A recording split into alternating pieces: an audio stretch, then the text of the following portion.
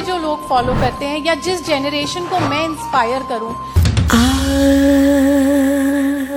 दोस्तों, जिसे आप अब तक परफेक्ट और मासूम समझते थे, वो असल में सोशल मीडिया की सबसे बड़ी धोखेबाज निकली। मध्य प्रदेश की ये सोशल मीडिया इन्फ्लुएंसर कुंभ के दौरान अचानक चर्चा में आ गई थी और तब से लगातार लाइमलाइट में बनी हुई है। एक ऐसी लड़की जिसने सिर्फ अपने कमरे में बैठकर इंस्टाग्राम की मदद से करोड़ों का बिजनेस किया। तानिया मित्तल की पूरी पर्सनालिटी एक प्लान था, एक स्क्रिप्टेड मास्क जिसके पीछे छिपा था मैनिपुलेशन, चालाकी और पब्लिक को बेवकूफ बनाने की साजिश। हर वीडियो, हर पोस्ट, हर इमोशनल एक्ट, सब कुछ एक प्री प्लान्ड गेम था। न फीलिंग्स असली थी, न मुस्कान। और हाँ, मैं हूँ आपकी सानिया दीदी, वो जो आपको सच बताती है बिना फिल्टर के, बिना डर के। अब सामने आ रही है वो सच्चाई जो अब तक इंटरनेट से छुपाई गई थी। विश्वासघात, झूठे रिश्ते और फॉलोअर्स के नाम पर पैसे कमाने की एक खामोश साजिश। तानिया मित्तल का असली चेहरा सबके सामने आने वाला है। ये कोई मामूली कंट्रोवर्सी नहीं, ये सोशल मीडिया की सबसे बड़ी स्कैम स्टोरी बन सकती है। थोड़ा सा पीछे इसलिए भी रह जाते हैं क्योंकि उन्हें महिलाएं ही सपोर्ट नहीं करती है। और ये सब आप देखेंगे सिर्फ 7 एनियास फिल्म लिस्ट पर। अगर आपको एक फेक सनातनी देखनी हो तो तानिया मित्तल से बेहतर उदाहरण शायद ही कोई हो। आज ये सोशल मीडिया इन्फ्लुएंसर मंदिरों में साड़ी पहनकर घूमती है ताकि फेम और लाइमलाइट बटोर सके। लेकिन वही तानिया कभी कैमरे के सामने सिर्फ रील्स के लिए साड़ी पहनती थी, वो भी सिर्फ कंटेंट के नाम पर। खुद को ये तानिया गेम्स के अनुसार सबसे कम उम्र की मिलेनियर भी बताती है। एक ऐसी लड़की जिसने सिर्फ अपने कमरे में बैठकर इंस्टाग्राम की मदद से करोड़ों का बिजनेस किया। कुछ समय पहले तक तो तानिया अपने आप को यूपी और एमपी टूरिज्म की प्रमोटर भी बताती थी और कहती थी कि इन्हें दोनों राज्यों की सरकारों ने चुना है। लेकिन हकीकत तब सामने आई जब यूपी एमपी टूरिज्म ने खुद ट्विटर पर यह स्पष्ट किया कि उनका तानिया मित्तल से कोई संबंध नहीं है। उन्होंने साफ कहा कि तानिया उनकी अधिकृत प्रमोटर नहीं है। इस खुलासे के बाद तानिया ने अपने सोशल मीडिया बायो से यूपी और एमपी टूरिज्म से जुड़े सभी दावे और अकाउंट्स को हटा दिया। सन 2018 में तानिया मित्तल को मिस एशिया टूरिज्म का टाइटल मिला था। इसके तुरंत बाद उन्होंने एक बिजनेस शुरू किया, लेकिन अब उस बिजनेस पर धोखाधड़ी के गंभीर आरोप लग रहे हैं।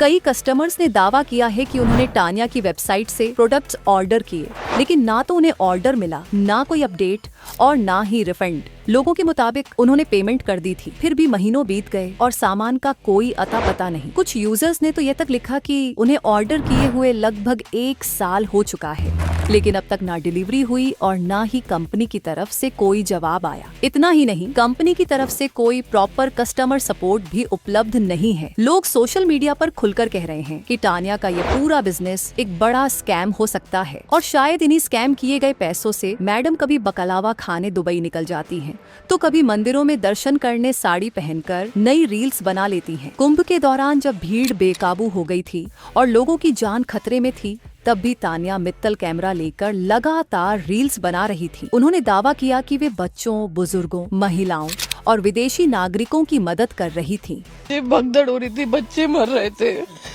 लोग मेरे को पहचान गए थे, मुझे आवाज लगा रहे थे कि तानिया बचा लो, उन्हें पता है कि मैं सबकी हेल्प कर। लेकिन असलियत में वे वीवीआईपी कैंप में मास्क लगाकर आराम से बैठी थी और बाहर की स्थिति से अनजान बनने की कोशिश कर रही थी। इसके अलावा एक क्रेडिट पोस्ट में आरोप लगा कि तानिया ने किसी दूसरे ब्रांड की साड़ी पहनकर अपने पेज को टैग किया और उसे अपने कलेक्शन का हिस्सा बताया, जो पूरी तरह से भ्रामक था। कई लोग यह भी कहते हैं कि तानिया की कंपनी की साड़ियां कम गुणवत्ता वाली होती हैं। ये घटनाएं तानिया की छवि पर सवाल उठाती हैं और दिखाती हैं कि वे सिर्फ दिखावे के लिए काम करती हैं, न कि सच्चे इरादे से। और दोस्तों, वहाँ के स्थानीय लोगों ने भी तानिया मित्तल की पोल खोल दी थी। उन्होंने बताया कि तानिया जो कुछ भी कर रही थी वह सब कैमरे के सामने ड्रामा था, सिर्फ सहानुभूति और फेम पाने के लिए।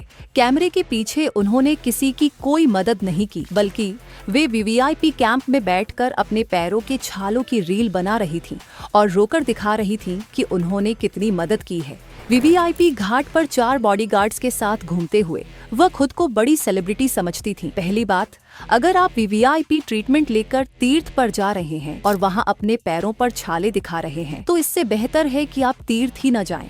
मौनी अमावस्या से पहले उत्तर प्रदेश सरकार और प्रयागराज पुलिस प्रशासन ने लोगों से निवेदन किया था कि वे ज्यादा संख्या में कुंभ न आएं, लेकिन दूसरी ओर तान्या मित्तल जैसे इन्फ्लुएंसर्स वीवीआईपी घाट पर रील बनाते हुए दिखा रहे थे कि वहाँ कोई भीड़ नहीं है और कल सुबह वे हवन करेंगे, कारपेट बिछाएंगे और गंगा में डुबकी लगाएंगे। अब सबसे महत्वपूर्ण बात ये है कि वीवीआईपी कार्ड सिर्फ सेलिब्रिटीज के लिए बनाया गया था और वह मेन सिटी के उस पार था। वहीं आम जनता के लिए जो क्षेत्र था वहाँ तो पैर रखने की भी जगह नहीं थी।